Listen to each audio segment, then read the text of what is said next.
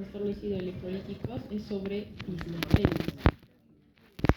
¿Quién sabe qué día es hoy? ¿De qué se festeja el día? Del colegio. ¿Cuándo salí del colegio?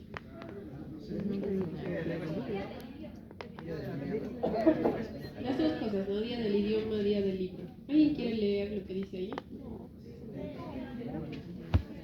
Yo quiero sé sus nombres. A ver, doctor.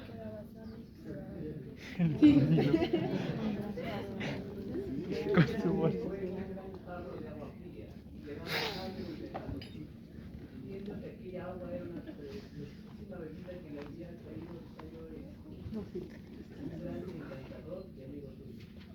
Bueno, a propósito del día y del tema que nos trae, les traje esta frase, porque todos los trastornos hidroelectrolíticos que ocurren en el niño dependen mucho del contenido líquido que tenemos y de la alteración de la bulimia que hay en el paciente.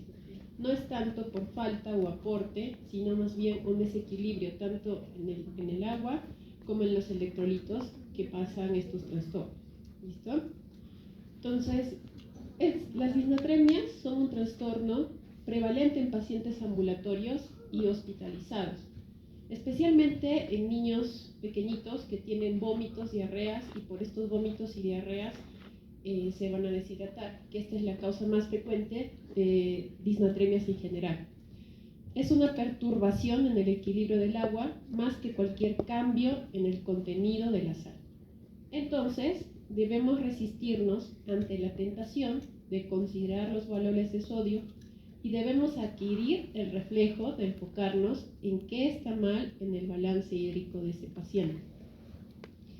Algunos valores para recordar: sabemos que el sodio es el electrolito más abundante extracelularmente. Tenemos también al cloro y algunas ¿cómo se dice? Definiciones que deben recordar: osmolaridad y osmolaridad, que nosotros las tomamos indistintamente, pero que como ven ahí, el valor que es diferente es que uno nos habla de kilogramos de agua y la otra es de por litros de agua. Esa es la diferencia que hay entre la osmolaridad y la osmolaridad, pero en la práctica las usamos indistintamente. Esta es una fórmula que todos ustedes deben aprendérsela. Son de las pocas que deben aprender de memoria en medicina. Y para esto, ¿qué valores tendrían que pedirle ustedes a un niño que viene por emergencia deshidratado? ¿Qué está ahí? Un sodio, una glucosa y una urea. ¿Listo? Que el BU lo usan en otros lados, aquí nosotros usamos más la urea, está ahí escrita la fórmula. Y con esta fórmula, ¿ustedes qué me pueden decir? ¿De qué más depende la osmolaridad plasmática? Del sodio, ¿listo? Son pocos los osmoles que influyen en la osmolaridad plasmática, pero el principal es el sodio y por eso es lo que estamos hablando aquí. Su valor normal de 275 a 290, aunque algunas literaturas 285 le ponen. Y empezaremos con la hiponatremia. Hiponatremia es un valor menos de 135, hiponatremia severa menos de 135. ¿Listo? Empezamos con este niño, que es lo que muchos van a ver en la emergencia. También lo pueden ver en sus serums. Es un bebito de 6 meses que viene al servicio de urgencias con vómitos y diarrea, que empezó hace 3 días. Está letárgico, tiene un llanto débil y sus signos vitales reflejan una frecuencia cardíaca de 140, y en el examen físico las mucosas están secas. ¿Algo más le ves, doctorita, al paciente?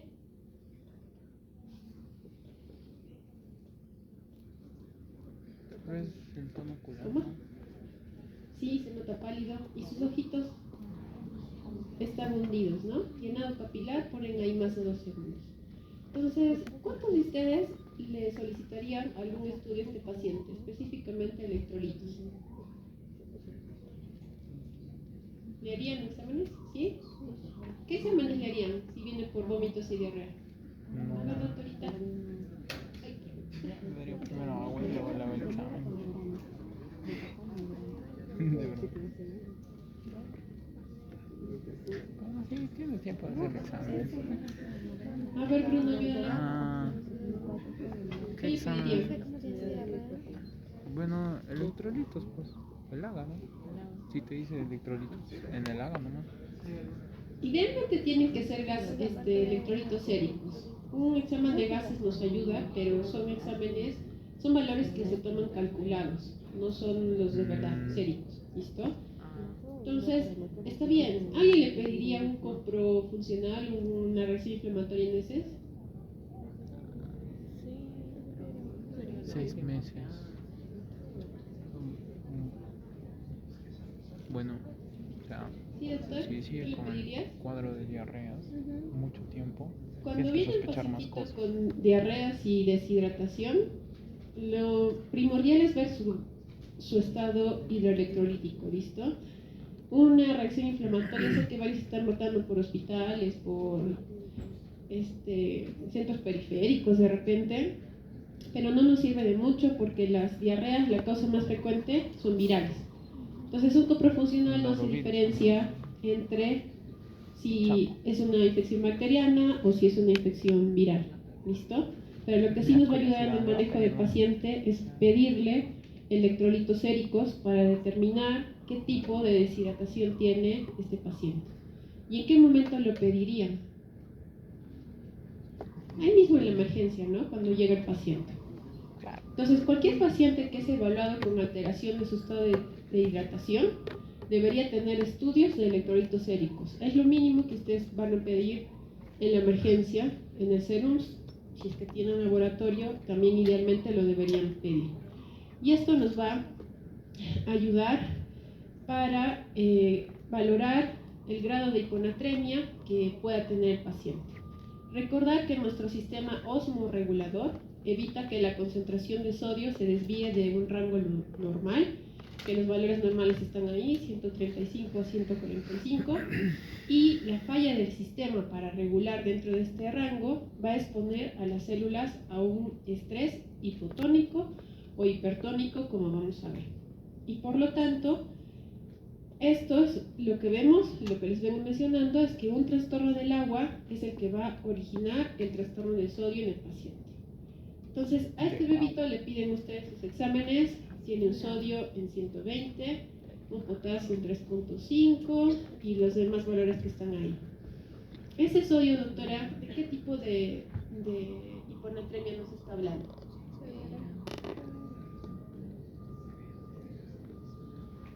Listo, severa, ¿no? Y de una hiponatremia severa, ¿ya? ¿Le pueden calcular su osmolaridad, por favor? ¿Cuánto le sale? 240. ¿Se acuerdan la fórmula? A ver. Entre 18, 9. Bueno, Anotaron los valores. es entre 20, ¿no? 4.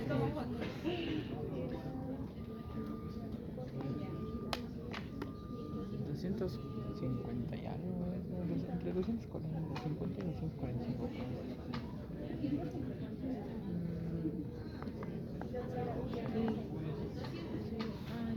Ya, listo. Entonces, esa hiponatremia del paciente, ¿cuánto es? ¿Es con osmolaridad baja, normal, alta? Baja. Baja, ¿listo? Osmolaridad baja, como les digo, es la más frecuente, es la hiponatremia verdadera. Si nos hubiera salido 56-55, ¿ya? Si les hubiera salido una osmolaridad normal, estamos hablando de una pseudo hiponatremia. Y osmolaridad normal vamos a encontrar en pacientes que tienen hiperlipidemia o hiperproteinemia. Y en una osmolaridad alta hablamos de hiperglucemia o que el paciente esté usando alguna sustancia hipertónica como mannitol. Hiperglucemia, ¿en qué patologías se ven?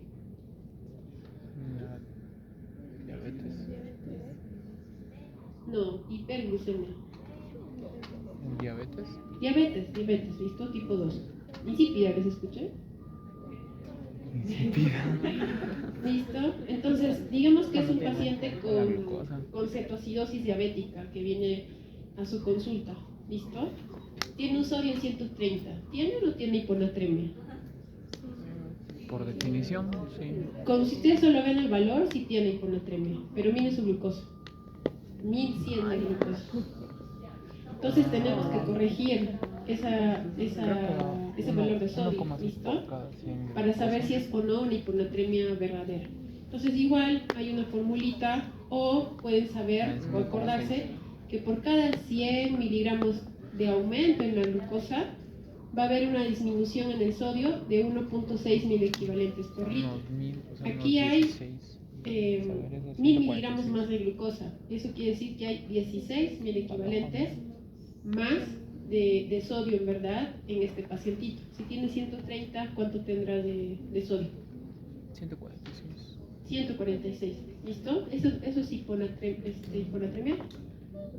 No. Entonces sería una hiponatremia falsa, que son estas cuando tienen osmolaridad normal u osmolaridad alta. La osmolaridad baja son las hiponatremias verdaderas y tenemos que determinar el estado del líquido extracelular del paciente, si está en hipovolemia, si está en normovolemia o si está en hipervolemia. Y en estos casos, como les he dicho al inicio, la causa más frecuente de hiponatremia son las hipovolémicas por pérdidas extrarenales, que específicamente va a ser gastrointestinales, vómitos, diarreas y pacientes a fístulas o zonas. Las demás son menos frecuentes, que están ahí, ustedes las pueden leer. En las normovolémicas, usualmente tenemos pacientes que usan diuréticos o el síndrome de la secreción inadecuada de la antidiurética. Y en las hipervolémicas son pacientes que usamos el término de encharcar o edematizar, entonces son pacientes que tienen insuficiencia cardíaca, cirrosis, síndrome nefrótico o insuficiencia renal agudo crónica, que la hiponatremia aquí va a ser dilucional. ¿Listo? Entonces, volviendo a nuestro paciente, sabemos que es una hiponatremia hiposmolar. ¿Qué debemos considerar antes de empezar el tratamiento de esta hiponatremia? ¿Alguien sabe? ¿Alguien se acuerda? El manejo es igual que para adultos. El tiempo. El tiempo, perfecto. ¿Por qué es importante el tiempo? Ya saben, ya todo. Ya, eso es cuando uno inicia el tratamiento. Pero en el diagnóstico de la hiponatremia, ¿qué es importante saber con el tiempo? Si es agudo o es crónico. ¿Doctor? Si es agudo o crónico. Si es agudo o crónico, perfecto. Entonces, para eso es 48 horas. ¿Listo? Si es una presentación aguda, vamos a decir que tiene síntomas menos de 48 horas. Si es una presentación crónica, es que se ha presentado en más de 48 horas. ¿Listo? Y acordarse que pues, los osmolitos nos van a permitir tener estados hipotónicos, isotónicos o hipertónicos. Este hipotónico es el que nos va a producir el edema celular y que si nosotros hacemos la corrección rápida, pues va a venir lo que ustedes han dicho, ¿no? La melanosis continua. Entonces acá hay dos casos. El primero es un niño de 9 años que tiene un diagnóstico ya establecido de síndrome nefrótico, que ha estado mal controlado, está en UCI y en las últimas 10 horas presenta empeoramiento, con fiebre, dolor abdominal, mal estado general y dificultad respiratoria. Y tiene un sodio en 120. ¿Ustedes corregirían a este niño?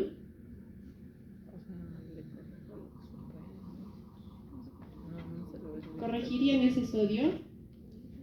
Sí. Ya.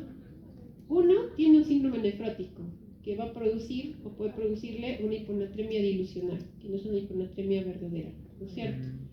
Y otro es que muy probablemente sea una hiponatremia crónica en este paciente. ¿Y tiene síntomas o no tiene síntomas por el sodio, por la hiponatremia? No tiene síntomas, ¿no? En cambio, el otro niño viene con 16 días, con pérdida de peso y desde el 9º empieza con vómitos, poliuria, hiporexia, irritabilidad.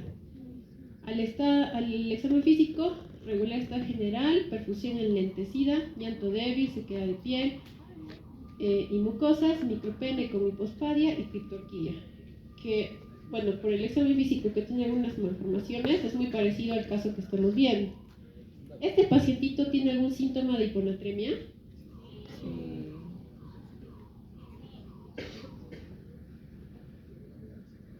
¿Tiene deshidratación? ¿Ya? ¿Pero por la hiponatremia tiene algún síntoma? la irritabilidad y los vómitos. ¿Listo? Perfecto. Que son síntomas neurológicos. ¿Bien? Entonces, a este pacientito que tiene una hiponatremia aguda, a este sí le tendremos que corregir.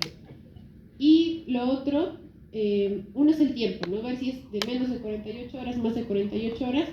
El segundo niñito tenía aproximadamente 48 horas de los síntomas y ver los síntomas que están asociados. Los síntomas asociados a hiponatremia son inespecíficos: cefalea, apnea, náuseas, vómitos, debilidad. La mayoría son neurológicos, ¿listo? En un niño que está deshidratado y ustedes están paseando por el hospital y de repente la mamá les dice que está medio dormido, que no se quiere parar, deben preguntarse qué le está pasando. Si está deshidratado podría tener una hiponatremia, ¿listo? Y lo más característico aquí es la disminución del nivel de conciencia con letargo progresivo, o lo más severo, y que esto es más frecuente en niños que en adultos, son las convulsiones. ¿Bien? En adultos no presentan tanto síntomas por el sodio. Esta encefalopatía con niveles de sodio levemente disminuidos es más en niños, debido a la proporción del tamaño del cerebro, con el cráneo que es más alto en niños, y hay menos espacio para la expansión del cerebro. Entonces, el tratamiento, esto de acá se pregunta para el examen, y no solo para que lo aprendan en el examen, sino porque ustedes, como médicos, tienen que saber manejar, hidratar y manejar los trastornos hidroelectrolíticos en la emergencia. En niños hacemos por kilo todo. Entonces, el tratamiento, ¿con qué vamos a hacerlo? Con solución hipertónica. ¿Alguien sabe cómo se puede formular soluciones hipertónicas? Porque no venden, ¿no? El 3% de sodio. Creo que era 750 de, A ver, de ¿qué levante la 9% mano? con 150 de No sé sus 30, nombres. de 20%. A ver, doctorita, que me está Pero por mirando. 20%, pero sí es hipertónica. Creo que la inicio.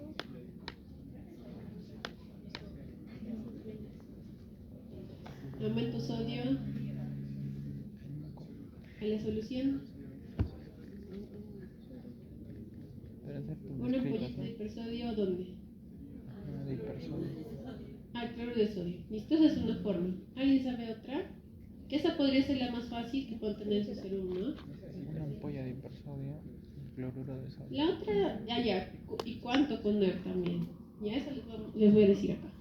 La dosis son 2 mililitros por kilo, que se pasa en bolo de 2 a 10 minutos y se puede repetir 1 o 2 veces si persiste sintomático el paciente.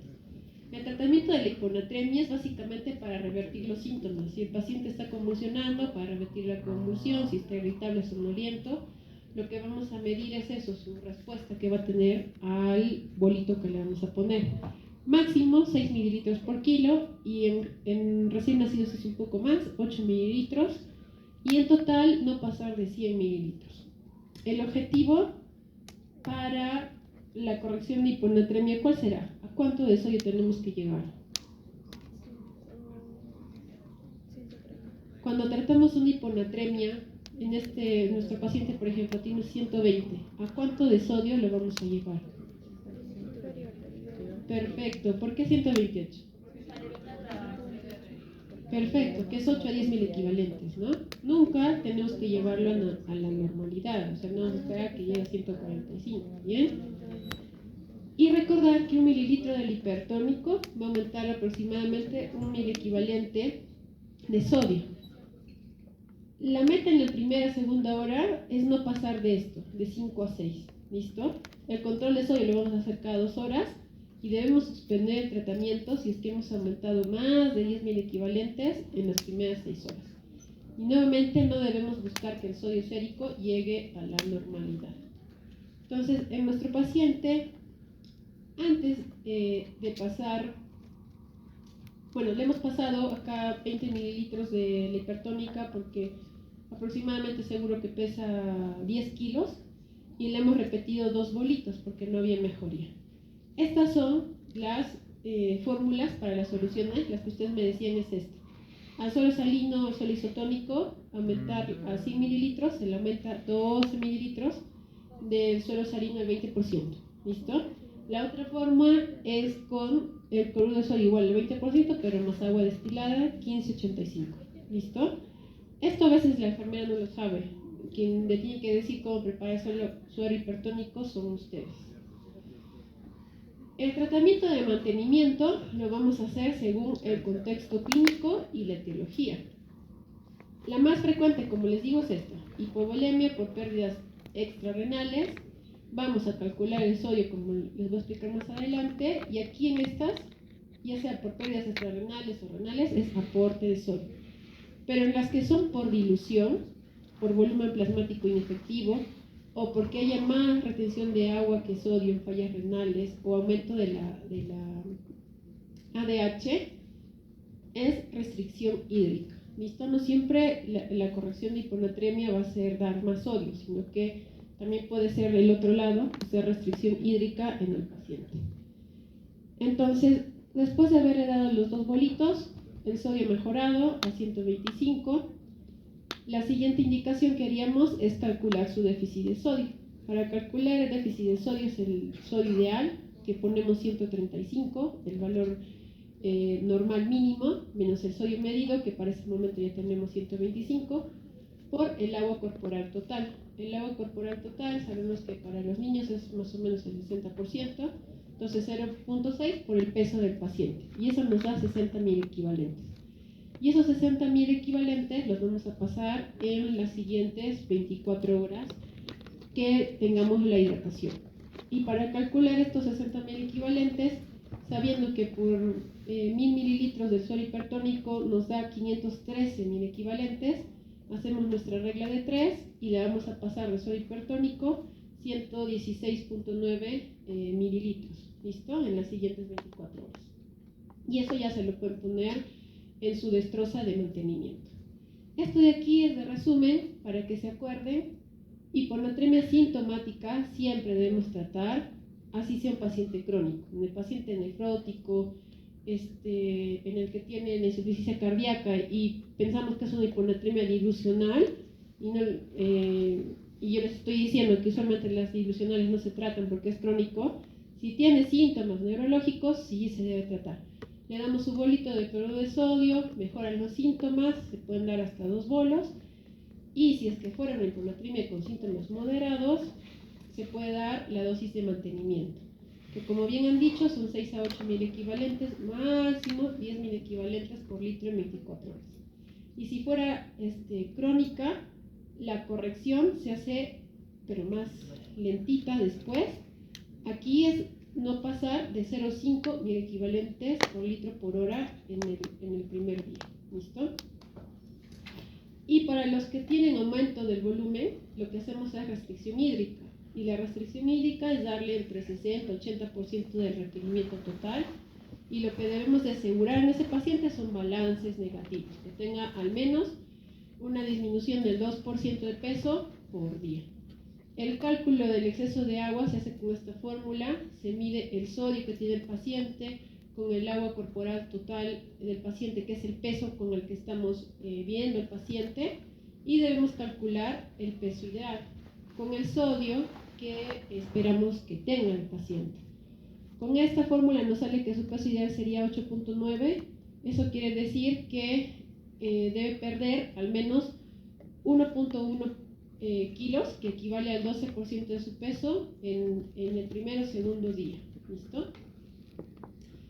Y las hipernatremias. Hipernatremias, el valor de hipernatremia es más de 145. Las hipernatremias son menos frecuentes, pero cuando aparecen pues son bien severas. Y este es otro caso que también se puede presentar fácil en su consulta. A ver, doctor. Lea el caso. Un niño sano nació de una madre incierta de 39 semanas con parto vaginal espontáneo sin complicaciones. Peso de 360 gramos. En chequeo de una semana, madre informa que recibe la comida inclusiva cada 3 horas durante aproximadamente 5 minutos en cada cena. Realiza en promedio 12 posiciones por el pañal mojado por día, peso actual 3.275 gramos. Y miren, llega con estos valores. Un sodio en 159. ¿Qué deberíamos considerar en este pacientito antes de iniciar el manejo del sodio? ¿Qué? Lo mismo, ¿no? El tiempo y lo otro, los síntomas. ¿Bien? Ahora, ¿por qué creen que este paciente tiene la hipernatremia? Y a uno, la deshidratación. ¿Y qué más? ¿De qué depende de que un niño haga hipernatremia o que aumente su osmolaridad sin que se corrija? ¿Me dejo entender? ¿No? A ver, doctora, si usted no toma agüita todo el día, ¿qué le va a dar? Sí, usted puede pararse y caminar y tomar agua, ¿no es cierto? Pero un bebito no puede. Depende totalmente de la madre. Entonces, este bebito puede ser que tenga sed, pero no se va a parar, no va a gatear para ir a tomar la leche de la mamá, ¿no? Entonces, eso es uno. No solamente neonatos, sino más adelante hay otra lámina, que pacientes neurológicos que no hablan, PCIs, también pueden pasarles estos cuadros. ¿Listo? Aquí hay que recordar que las entradas vienen determinadas por la respuesta a la sed y la ingesta. En el centro hipotalámico de la sed es el principal mecanismo de defensa frente a la hipernatremia. Y los estímulos principales son la hiperosmolaridad plasmática. Cambios pequeñitos de 1 o 2 miliosmoles nos hacen dar sed, pero en estos niñitos pues no tienen cómo regular. Entonces estos osmoreceptores hipotalámicos a su vez van a estimular el centro de la sed. Y la hipovolemia, con pérdidas de líquido extracelular de más de 10%, que en este niñito, ¿alguien le puede calcular el porcentaje de pérdida?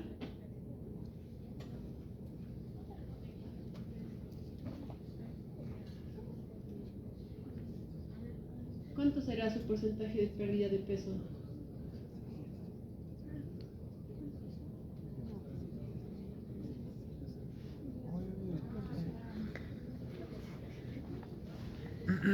¿12, no? Que es más o menos lo que ponen aquí. Se van a activar los vasoreceptores auriculares y del lecho vascular, activándose el sistema renina, angiotensina, aldosterona y este efecto estimulador sobre el centro de la sed en el hipotálamo. Son esos dos mecanismos, ¿listo? Los osmoreceptores hipotalámicos y los vasoreceptores auriculares y del lecho vascular. Que pues en un niñito activándose la sed, pues en verdad no va a hacer nada porque él no puede tomar agua libre de mano. Entonces, el ahorro renal de agua está limitado por la capacidad de la concentración del riñón, de modo que el principal mecanismo de defensa nuevamente lo va a constituir la sed. Y los que están en riesgo son lactantes, pacientes con daño neurológico, ancianos y alteraciones en el mecanismo de la sed. La patogenia para las hipernatremias van a ser que haya una pérdida de sodio y agua, que van a ser más que todo pérdidas renales por diuréticos osmóticos, enfermedad renal crónica o pérdidas extrarrenales, que nuevamente para ambas, como les digo, vómitos y diarrea es lo más frecuente en niños. Y pérdida de agua libre, que es en la diabetes insípida, o exceso de sodio, que esto es más raro, pero puede pasar que una mamá prepare mal las fórmulas del bebé, que le ponga en vez de 2 medidas, 4 medidas, y eso le va a producir una deshidratación hipernatrémica al bebito o hiperaldosterolismo. El diagnóstico diferencial va a depender mucho del sodio urinario, que esto es ideal que lo pidamos, pero muchas veces no lo tenemos a la mano, pero en este algoritmo les podría servir para encontrar el diagnóstico diferencial. Pero lo más importante, y yendo a la clínica, que eso sí ustedes lo pueden hacer, es que la mayoría de hipernatremias son crónicas, duran más de 48 horas. Las formas agudas van a ocurrir principalmente en pacientes que tienen diabetes insípida, que pierden agua y su acceso al agua o en sobredosis de sal. Y los síntomas van a ser derivados nuevamente por el paso del agua desde el espacio intracelular al extracelular. Podríamos decir que los síntomas que va a tener este paciente es por una deshidratación celular, que puede producir inclusive hasta hemorragias. La intensidad va a depender de los síntomas, va a depender más de la rapidez de la instauración de la hipernatremia que del grado de esta. Entonces, los síntomas de deshidratación que conocemos, la sed suele ser intensa inicialmente y algunos se pueden presentar con fiebre. Si es una hipernatremia grave o de rápida instauración, van a aparecer síntomas y signos de deshidratación celular cerebral, que son la letargia, irritabilidad, convulsiones, coma y lo que les decía, hemorragia subparanoidea. Y para tratar a estos pacientes debemos estimar el déficit de agua. Este déficit de agua también hay fórmula para aplicarla, que es el peso corporal, por una constante 0,6, por el sodio actual que tiene el paciente, sobre un sodio ideal, menos 1. Y esto se debe reponer en 48 horas y nuevamente, que es parecido a la hiponatremia, no aumentar más, disminuir más de 10 miliequivalentes por día en el paciente. En las primeras 24 se repone el 50% y en las siguientes la otra mitad. Y se deben estimar las pérdidas de agua libre que persisten. A este déficit de agua se pueden sumar de forma horaria las pérdidas de agua mantenidas, si es que las conocemos. Entonces, a este bebito que pesa 3,760, vamos a hacer esto, pero con el peso que le encontramos. ¿Listo? Con el peso que le encontramos. Aplicamos la formulita, la constante, 159 menos 140 menos 1 y nos da 0.266. Esto está en litros, ¿listo? En mililitros quiere decir que son 266 mililitros que le vamos a pasar, pero no el primer día, sino en la mitad del primer día y la otra mitad del segundo día. Y este agua adicional que le estamos calculando aquí es el agua adicional a su mantenimiento. O sea, calculamos el mantenimiento, que pueden ser 100 mililitros de peso, por el peso que les va a salir como 327, más 133 mililitros sería el agua para el primer día y lo mismo para el siguiente día. ¿Listo? ¿Sí se deja entender? Yo sé que son fórmulas que igual pueden tenerlas ustedes anotadas en algún lado. Para la emergencia siempre les sirven porque nuestro cerebro es frágil y no es necesario que se las aprendan de memoria, ¿no? Para el examen, la de la osmolaridad que les voy a pedir y la de los bolitos del hipertónico. ¿Listo? Las otras fórmulas las pueden tener anotadas, como no pueden sacar para el examen, no les puedo preguntar eso, ¿listo? Ahora, determinar el ritmo apropiado de corrección. Nuevamente, la corrección es lenta y en las primeras horas la velocidad de corrección no debe sobrepasar de 1 miliequivalente. Si es de curso crónico, son 0 miliequivalentes y sin exceder 10 a 12 miliequivalentes por día. Cuando la hipernatremia se ha instaurado de forma lenta, va a ocurrir algo en el cerebro, en las células específicamente. Aparecen osmoles idiogénicos cerebrales. ¿Alguien tiene idea de qué es eso? Proteínas que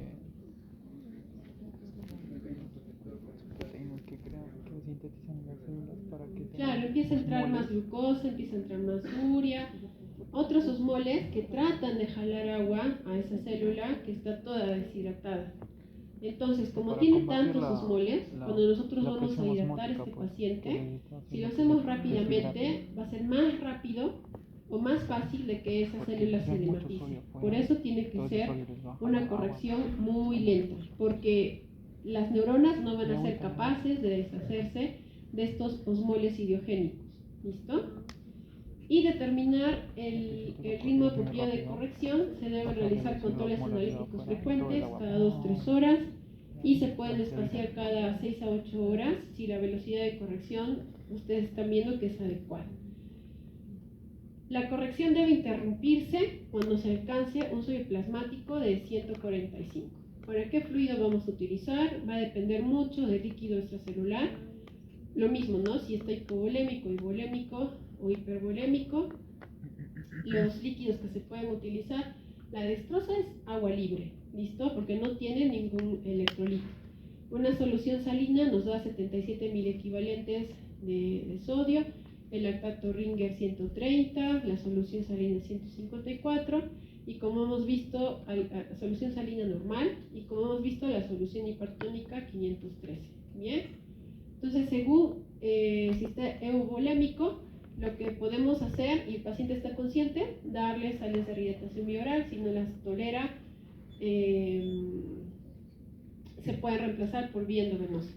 En caso de hipovolemia, que es una situación poco frecuente, que sería inicialmente, lo que siempre debemos hacer en estos pacientes si tienen deshidratación muy severa, es corregir el extracelular, y pasamos los sales de rehidratación endovenosa en bolo. ¿Cómo se pasa endovenosa en bolo? Bien hecho hidratación, ¿no? Manejo de deshidratación. Un paciente que está en shock, ¿cómo lo van a hidratar? ¿Alguien se acuerda? 20, ¿qué? 20 ml por kilogramo. 20 cc por kilo, ¿no? De 10 a 20 cc por kilo el bolito. Bolo quiere decir 15 a 20 minutos, ¿listo? Y en hipernatremia hipervolémica, si la función es normal, se pueden administrar diuréticos de asa como furosemida para obtener la excreción renal de sodio, y se reemplazan las pérdidas de agua con solución glucosada. ¿Listo? ¿Tienen alguna pregunta?